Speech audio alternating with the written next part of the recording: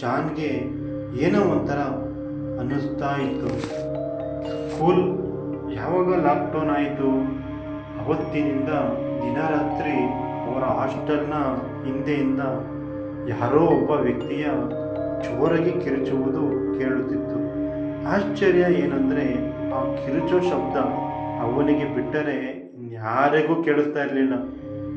ಒಂದಿನ ರಾತ್ರಿ ಅವನು ಮಲಗಿರುವಾಗ ಮತ್ತೆ ಅದೇ ಥರ ಕಿರುಚೋ ಸೌಂಡ್ ಕೇಳುತ್ತೆ. ಈ ಸತಿ ಧೈರ್ಯದಿಂದ ಹಾಸ್ಟೆಲ್ನ ಹಿಂದೆ ಹೋಗ್ತಾನೆ. ಅಲ್ಲಿ ಹೋಗಿ ನೋಡಿದರೆ ಅಲ್ಲೇ ಕೆಳಗೆ ಅವನಿಗೆ ರಕ್ತ ಕಾಣಿಸುತ್ತದೆ. ಅವನು ರಕ್ತದ ಹಿಂದೆ ಹೋಗ್ತಾನೆ. ಆಗ ಅಲ್ಲಿ ಗಾರ್ಡ್ನ ರೂಮ್ ಹತ್ರ ಒಂದು ಚೀಲ ಬಿದ್ದಿರುತ್ತದೆ. ಅದರಿಂದ ರಕ್ತದ ಹನಿಗಳು ಬೀಳುತ್ತಿತ್ತು. ಇದನ್ನೆಲ್ಲ ನೋಡಿದ ಜಾನ್ ತನ್ನ ಹಾಸ್ಟೆಲ್ನ ವಾರ್ಡನ್ಗೆ ಹೇಳಕ್ಕೆ ಅವನ ರೂಮ್ ಹತ್ರ ಹೋಗ್ತಿರ್ತಾನೆ. ಅವನಿಗೆ ಆ ಚೀಲದಿಂದ ಏನೋ ಸೌಂಡ್ ಬರುತ್ತೆ.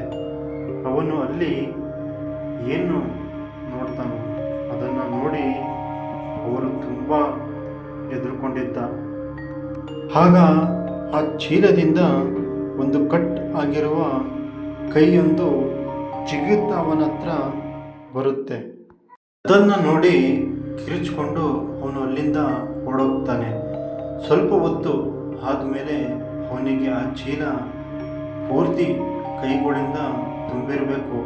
ಆ ಸೀರಿಯಲ್ ಕಿಲ್ಲರ್ ಸಾಯಿಸಿರ್ತಾನಲ್ಲ ಅವರ ಕೈಗಳು ಅದರಲ್ಲೇ ಇರಬೇಕು ಅನಿಸುತ್ತೆ. ಆಗ ಎಲ್ಲ ಕೈಗಳು ಜಿಗಿತ ಅವನ